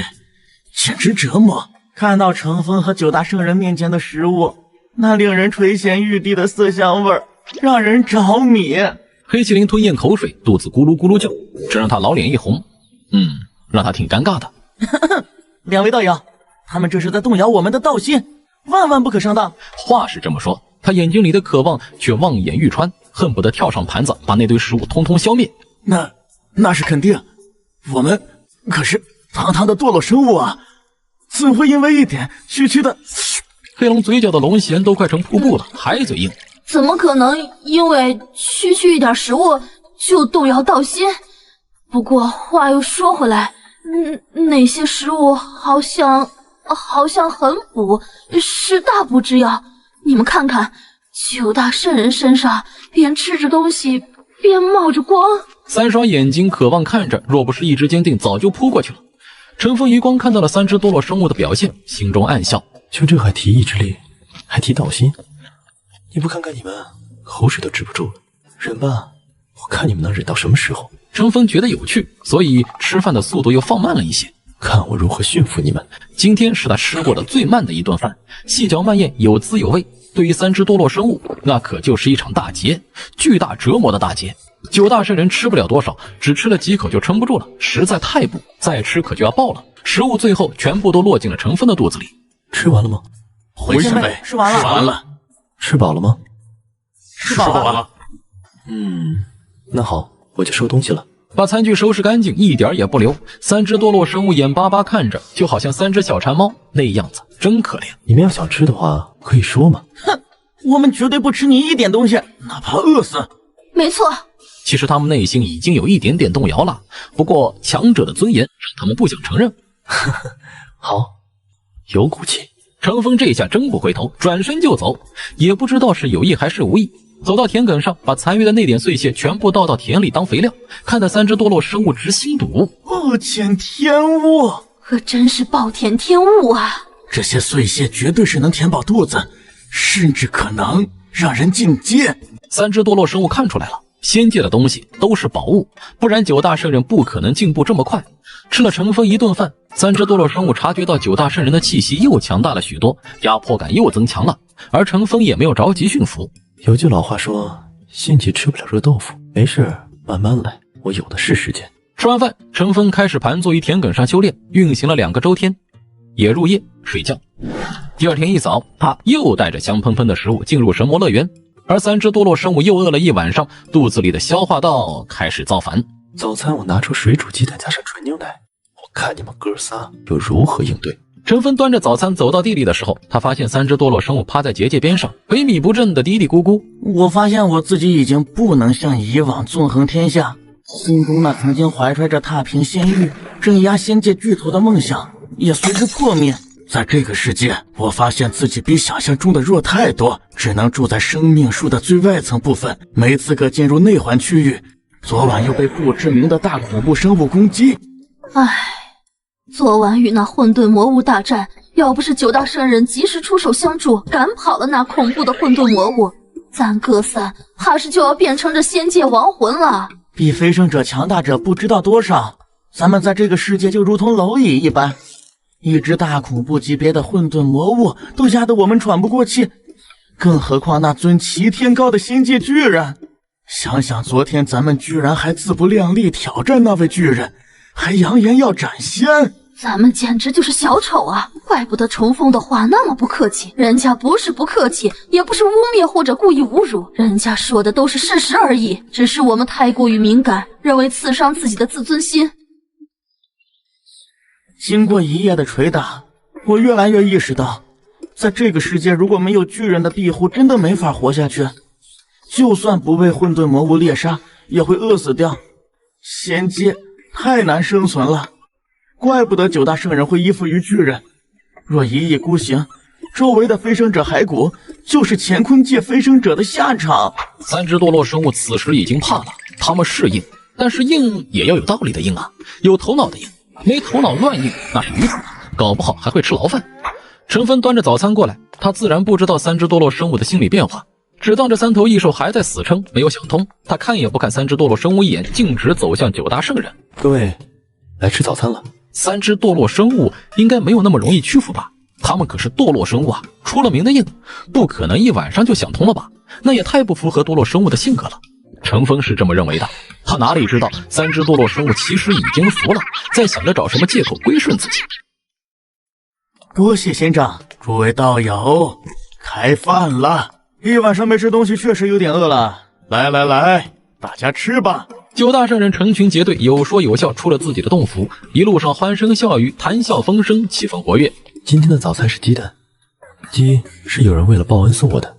传说下蛋的鸡，他可是养了2年半，现在送给我下蛋吃，营养丰富的很，和普通鸡蛋不大相同。大家好好尝一尝。那这可是好东西啊！其实我很纳闷，这个世界的混沌魔物都如此庞大强悍，那这鸡的战斗力与之前猎杀我们的混沌魔蛛比如何？鸡的战斗力是那只蜘蛛的100倍，不对，应该不止。100只蜘蛛杀不死1只鸡。说到这儿，小人们更加震撼，100只混沌魔蛛都杀不死的鸡。那只混沌魔蛛给小人们造成了巨大的心理阴影，在他们心里，混沌魔蛛就已经很强了，而比混沌魔蛛还要强大的混沌鸡，不敢想象，那如此强大的混沌魔物只是仙界巨人们饲养的家禽，下蛋供仙人们食用，这也太逆天了吧！果然了不得呀！小人们那一双双水灵灵的大眼睛，对陈峰的崇拜之色更加震撼。能拥有这样的实力，在这仙界之中绝对是一方巨头，甚至主宰。而边上一直在偷窥此地的3只堕落生物，其实对陈峰的印象也和9大圣人差不多。这位巨大的仙人绝对是巨头，独霸一方的巨头。一颗美白椭圆的水煮鸡蛋放在盘子里，比小人们高大很多，他们9个人都吃不完一个。这个牛奶大家也不要浪费了，这是更加恐怖的牛魔怪生产的牛奶，也很补。他用小人们能理解的话解释，小人们眼中光芒更盛。在他这么一通介绍之下，这个世界平平无奇的一顿早餐简直成了逆天的大补之药。9大圣人大口啃着鸡蛋蛋白，大口喝着纯白的牛奶，啃了半天，一个鸡蛋居然才凹陷下去一部分，露出里面金黄欲滴的蛋黄。另一边，3只堕落生物肚子造反，咕咚咕咚的叫个不停，但是又拉不下脸去求陈峰，只能眼巴巴口水直流的看着陈峰他们大快朵颐。真香，要是能吃一顿就好了。鸡和凤凰同源，如果能吞服一些仙界的鸡蛋补药，我肯定能完成进化啊！好想吃啊！如果眼神也能吃饭，盘子里的东西早就被他们吃光了吧？陈峰乐呵呵地看着这边，3只堕落生物心中一颤，打定主意，叫我们屈服，只要你叫一声，给个台阶下，我们就认怂，我们就服软。只要一声，你叫一下，给个面子，只需要招呼一下，我们就跟你混了。3只堕落生物已经决定，只要陈峰现在说一句话，他们立马改变主意，跟着陈峰混。但是陈峰没叫，只是含笑看着他们。这3只堕落生物肯定很有骨气，可不能再轻易说让他们屈服之类的，先晾一晾再说，一定要循序渐进，一步一步来，再饿一顿看看情况，反正不急。3只堕落生物若是能听到陈峰的心里话，一定会哭出来。我们真的没有那么有骨气啊，都是装的。你说一句，你只要说一句让我们投降，我们就投降，我们很好说话的，真的。你说一句，不信你试试。可惜啊，陈峰不知道3只堕落生物的心理，他以为3只堕落生物心气高，不会那么容易屈服。他哪里知道，这3位目前已经服了，吃好喝好，还剩一点点剩饭。陈峰看了一眼3只堕落生物，3只堕落生物眼中顿时投来惊喜的神色。来了，终于来了！只要你说一句话，我们肯定跟着你混。哎呀，求你了，就说一句吧。他们期待陈峰说话，同时觉得机会来了。可陈峰只是看了一眼，本来想请各位一同吃点，不过以你们的性格肯定是看不上的，请你们吃，你们也肯定觉得是对你们的侮辱。也罢也罢，程某就不自作多情了，希望3位早点想清楚，在这个世界吃不饱东西可真的会饿死的。说完，陈峰端着餐盘离开，3只堕落生物一脸懵，他们还以为机会来了，陈峰只要给个台阶，他们再假装拒绝一下，然后顺从皆大欢喜。而陈峰竟然说以他们的心性肯定是瞧不起，请他们吃是对他们的侮辱，这是捧杀，把他们抬得太高了，让他们都不好开口说软话，把他们毒死了。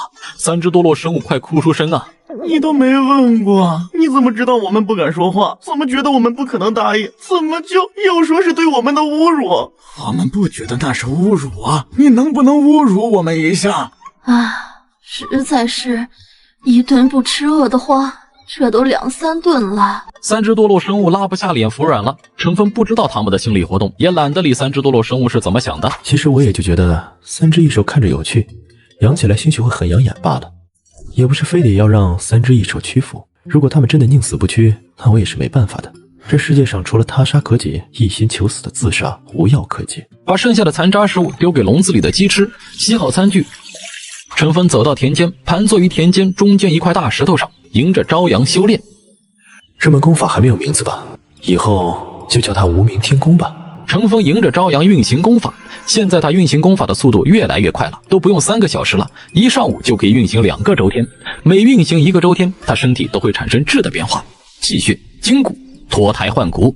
咦，我似乎发现，在运行到第2个周天的时候，陈峰在推动那股内劲时，发现了身体的一些异常元素，类似于是惰性物质的东西。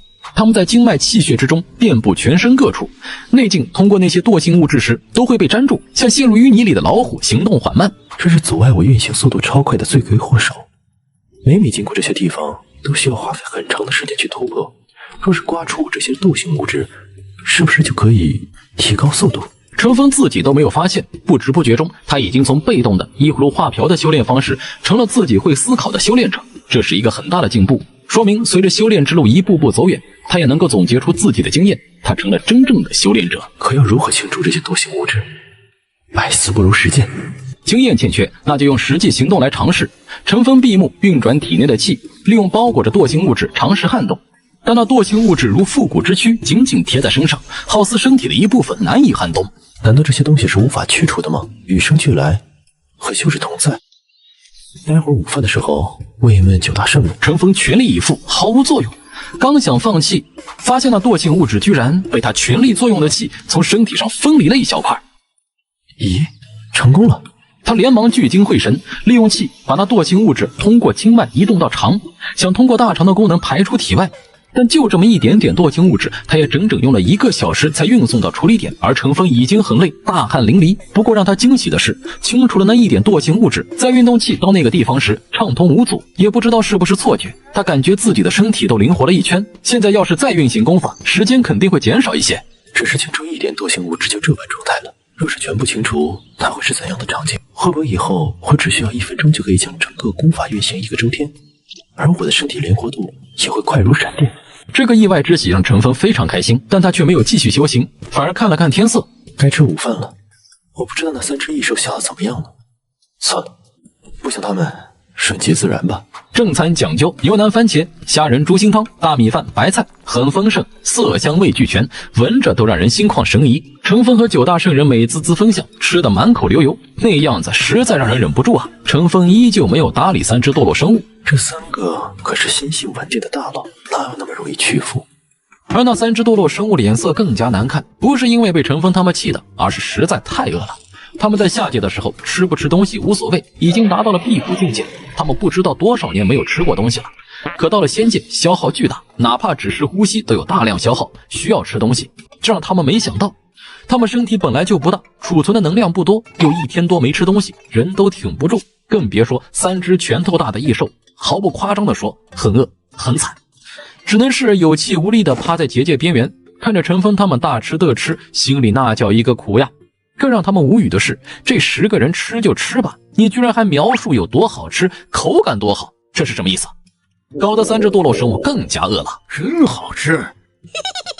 这牛肉肯定是仙界恐怖生物身上的肉，吃一点我直接气血膨胀，快有突破。这是大补之药，在下界了吃不到，太好吃了，神丹妙药级别。能吃到这么好的东西，3生有幸。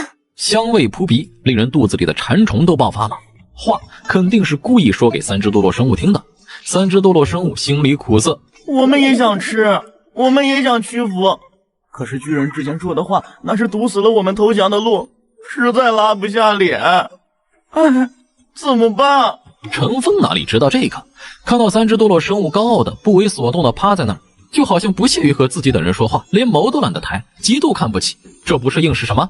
唉，果然堕落生物就是堕落生物，心性坚韧。看来这些堕落生物恐怕不会屈服了，劝他们肯定没用。看看人家多了老，宁死不屈，看看人家品格多么逆天，不愧是堕落生物啊。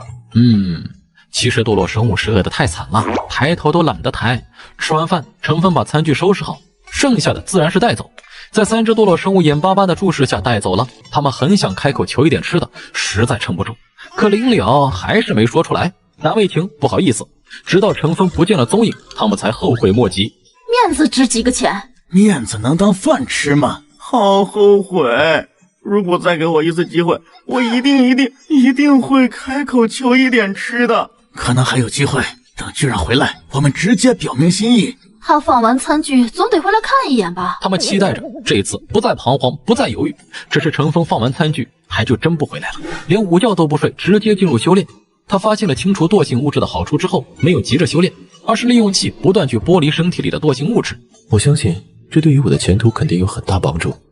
关键的位置，惰性物质有300-400个点那么多，完全清理点大概需要10天半个月。不过这是清理完这些关键部位，我的修行速度会大大增加，这是一个良性循环。一个下午，他清理了15个点，而整个人也更加轻松，力量更大，运行功法的速度也大大提升。现在居然只需要2个小时左右就可以运行1个周天。果然找到眉头才是修行最好的捷径。看看把运行功法路径上的惰性物质全部清除会发生什么吧。晚饭时间，陈峰还是老样子做饭。他今天心情好，炖了一只鸡，整只鸡，没有切块。鸡汤，鸡可以食用。鸡汤他加入了各种补品，例如人参之类。菜端到神魔乐园，这下3只堕落生物彻底绷不住了，是真要饿死了。巨人，仙人前辈，我们服了，我们愿意归顺，赐予我们一点吃的吧，我们快要饿死了，我们真服了。3只堕落生物眼睛都红了，看到陈峰到来，就好像3只小狗狗看到了许久未归家的主人。打开门的刹那，3只小狗扑向陈峰的场景，从结界边缘啪嗒啪嗒的撒丫子跑到陈峰脚边，不再欲擒故纵，不再权衡利弊，不再斗智斗勇，就想吃一口。他们都没有力气飞行，只能利用肉身最后的力量在地面跑动。看到这3只堕落生物疯狂的样子，陈峰懵逼，第一时间是不信的。你们这是干什么？3只堕落生物不是坚韧不拔吗？不是宁死不屈吗？这是怎么回事？我不信，我绝对不信，不信他们会屈服的这么快。我本来还在打算饿他们一天，再考虑要不要收服来着。哦，我明白了，你们这是考验我，想取笑我。我相信你们之后，你们就会笑我中计了。你们连小小的伎俩都中，还说我是什么东西太可笑之类的。别闹，堕落生物哪有那么容易屈服？不，我们不是这么想的。我们是真心归顺啊！堂堂堕落生物自称一滴进去，无数生物闻风丧胆，在下界掀起过黑暗动乱，收割万族生灵，一眼便使无数修士心惊。仙路尽头谁为锋？堕乱生物我战当中。何为强势？即使面对全世界的讨伐，即使天下修士震天一样的前仆后继，不成一品堕落进去，你们蓦然注视万古，像神灵一样俯瞰世间。多么牛叉的生灵！我不信你们为了区区一顿饭就妥协，而且这才饿了1天多呢，谁家堕落生物会这么软弱？我是不信。饿1天没事，你试试饿1天多看看。再说了，你懂不懂什么叫识时务者为俊杰？你懂不懂什么叫做活得越久越怕死？我们要不怕死，能苟且那么久吗？不，仙人前辈，千万别挖苦我们了，我们真的没骗你啊！我们对天道发誓，若是有违心的话，天打五雷轰，不得好死。黑麒麟等3只堕落生物真的挺不住了，真的恶毒的誓言都发得出来，以天道起誓，对于修士来说可是非常严重。若是真的违背，会被天诛地灭。陈峰当然不知道这些，他还是不信。狡猾，没想到你们说谎就跟真的一样，差一点就被你们欺骗了。你们的演技还不错，但是我程某人可没那么容易被忽悠。堕落生物那是背信弃义、狡猾的象征，这都是玩心机的大佬，我很深。再看看你们可怜兮兮的样子，谁家堕落生物会是这种表情？活了那么久的老怪物居然装可怜，你就说违和不？你就说你敢信不？大佬，我们真的是真心的，你就信我们吧。我们真的快要饿死了呀！是要给我们一口吃的，我们绝对臣服。我承认之前是得罪了您，我们知道错了，别为难我们了。3只堕落生物话都说到这个份上了，他们感觉自己从来没有这么卑微过。在乾坤界，谁敢让他们这么？都是别人在他们面前卑微。不知道多少年了，他们都忘记了卑微是什么样，忘记了怎样求人，自然就求得不像。耍我！3兽组合还想纠缠，李清玄和昆仑仙姿等人飞到陈峰大脚旁，极道圣剑黄黄发光，指着3只堕落生物，止步，不然灭杀。3大堕落生物见此不敢再说什么，更不敢再纠缠。随着时间推移，他们已经知道9大圣人已经不是原来的人物，再纠缠真的可能会被抹杀。仙人前辈，哀莫大于心死，陈峰不搭理，3大堕落生物悔不当初。唉，你说你当初装什么逼呀？你说没事，你非说什么就算死也不投降之类的干什么？是不是有什么毛病？唉，我也很后悔当初那么硬气。如果当初不说那么决然的话，现在恐怕就不是这个样子。唉，只怪我太没见识，把路走死了。年轻不懂事。现在好了，仙人前辈还真以为我们很硬，就算服软了，对方也不信。眼巴巴只能看着别人大口大口进食，边吃还边说什么真好吃，讲解食物美妙之处。唉，简直就是煎熬，想不听都做不到。你们想吃吗？想吃的话就别嘴硬了，趁早投降。投降了，你们就有好东西吃了；不投降，只能继续饿着喽。你以为我们不想？我们都已经投降了，只是你不信，我们能有什么办法？看三只堕落生物决绝的样子，一言不发。程峰觉得今天又没戏了，于是只能无奈收盘子，然后离开，利用晚上的时间清理体内的惰性物质。翌日，程峰照例端着早餐去神魔乐园，哗啦啦！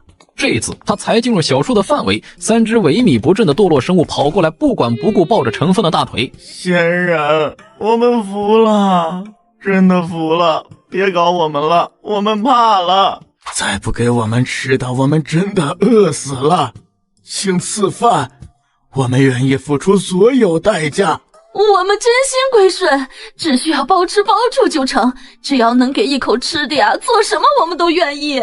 程峰简直当场懵逼，而九大圣人也是第一次见到堕落生物这种表现，在乾坤界的时候，那可不要太嚣张跋扈呀。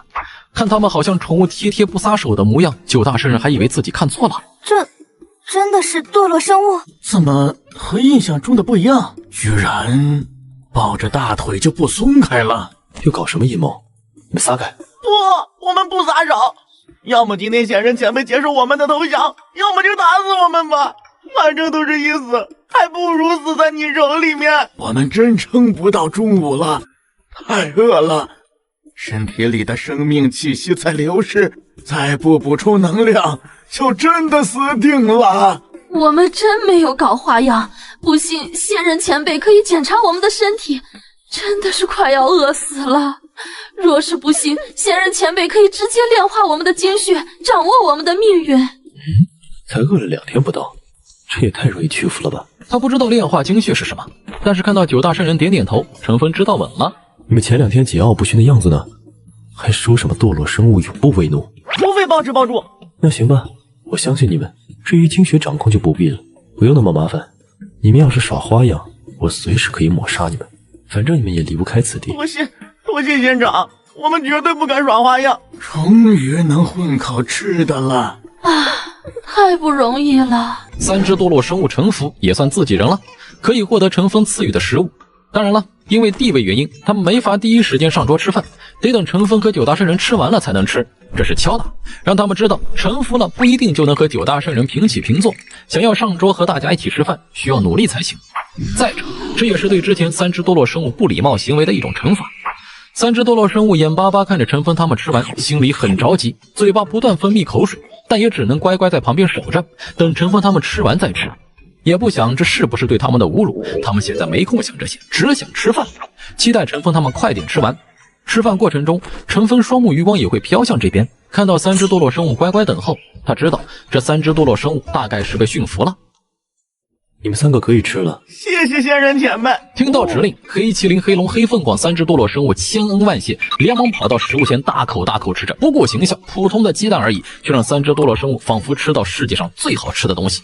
咬一口，他们眼神都亮了。太好吃了，这就是仙界的食物吗？一个鸡蛋足够他们饱餐一顿。黑麒麟体积庞大，有一个成人拳头那么大，一个鸡蛋摆在他们面前，对于他们来说其实也不算小。三只堕落生物的食量很大，不过他们仨肯定是吃不完一个鸡蛋。鸡蛋里面蕴含的能量，却能让三只堕落生物惊喜连连。这是仙界生物的蛋，我好像明白了一些仙兽血脉的法则，能够激发我们体内的洪荒神兽之力。天啊，这是什么神兽的蛋？鸡蛋对三只堕落生物有此大用，比九大圣人吃了更有效果，因为他们本来就是兽类。黑麒麟一口咬在蛋白上，蛋白化作能量涌入他身体各处，那衰败的生命气息得到源源不断的补充，瞬间就让他恢复了生机，浑身的疲惫也不见了。等待这么长时间，终于有回报。我在进化。蛋黄的能量更多。黑凤凰得到的好处更大，甚至比黑龙和黑麒麟的更大。因为鸡蛋本就是兽中禽类，可以说是本源与它相同。吃了半个鸡蛋，居然直接生了一个小鸡，这让大家目瞪口呆。程峰也觉得很神奇，看来本源相同是能提供意想不到的好处。黑龙和黑麒麟没有像凤凰一般的直接提升一个小等级，可是也得到了巨大好处。吃得太饱，撑了，他们仨才恋恋不舍地离开，眼睛时不时地望向还没吃完的鸡蛋，这对于他们来说就是灵丹妙药。知道鸡蛋的好处，三只多洛生物心里那一点委屈彻底烟消云散。本来他们臣服成风，心里多少还是有点不服，有点忍辱负重的情绪。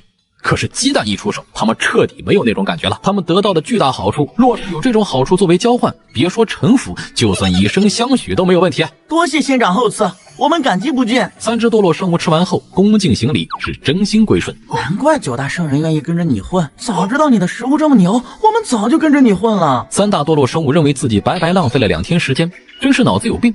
如果好好利用这2天时间，恐怕现在还能变得更强。既然你们愿意跟着我，那以后就是一家人了。你们自己在小树附近找个地方住着吧，这里其实没那么多规矩，你们该修炼修炼，该怎么生活就怎么生活，我不会干涉。至于吃的，放心，以后绝对管够，但房子嘛，恐怕得你们自己建造了。仙长放心，这个我们早有准备。说罢，黑麒麟掏出一座小山，上面共有9个山峰，最高的山峰大概有1米到1米4、5左右。程峰看得目瞪口呆，这不死山在下界高耸入云，庞大到横跨不知道多少万里。没想到到了仙界，面积竟自动缩水了，不过也够我们住了。没想到这就是不死山，传闻不死山会移动，有大道遮盖法则，圣人都难以寻到踪迹，神出鬼没。今天算看到了，这可是当初乾坤界中令人闻风丧胆的禁区啊，他们都没见过，没想到却在仙界能观其全貌。如果修为道友有兴趣，也可以移居不死山，我们都是一家人，不用客气。哼，大可不必。9大圣人耸耸肩，对此没有兴趣。看到他们掏出家底，9大圣人有些后悔没有把自己的洞府也搬上来，不然也会有很好的居住环境。可谁知道仙界会是这么一个情况，那就太可惜了。山不错，其实我更感兴趣的是你们周身的法宝，是空间戒指一样的东西吧？如果有这玩意儿，那我就去买菜，就简单多了。而3只多洛生物听到程峰这话，原本得意的表情瞬间凝固。看到他们的表情，9大圣人眼睛一亮，连忙附和：仙人前辈，他们积累万古，好东西肯定不少。对，在乾坤界，公认堕落生物有最多的宝物。如果仙人前辈有兴趣，他们肯定很愿意贡献出来送给您。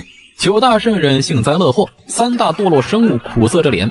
他们身上的空间宝石，那可是乾坤界至宝之一。这种级别的空间宝石能装进整个不死山，可以想象多么逆天。看你们好像很为难，其实程峰也不喜欢夺人所好。如果觉得真的舍不得，那就不给喽。我们是不想给，可程峰诚心要，我们不给是不是不妥？说的也对，君子不夺人所爱。程峰拿着餐盘离开，3只堕落生物犹豫不决。程峰已经走远，其实他们内心很忐忑，生怕程峰报复。但是这空间至宝又太过于重要，比圣器还要重要。这玩意儿，他们曾经举整个堕落一族的力量炼制了不知道多少万年才成功呢，算是一种种族象征了。弱智！原本以为堕落生物都是智商超群之辈，没想到却是一群弱智。唉，以前是我高估你们了。就你们这种心智，若不是靠邪魔歪道修炼出比圣人境界更强大的战斗力，你们早就不存在了。毕竟不是人。感受到9道鄙夷的目光投来，3大堕落生物顿时就火了。 9个人族的圣人而已，你们凭什么瞧不起我们？若不是你们早飞升一步，你们以为你们能上过我们？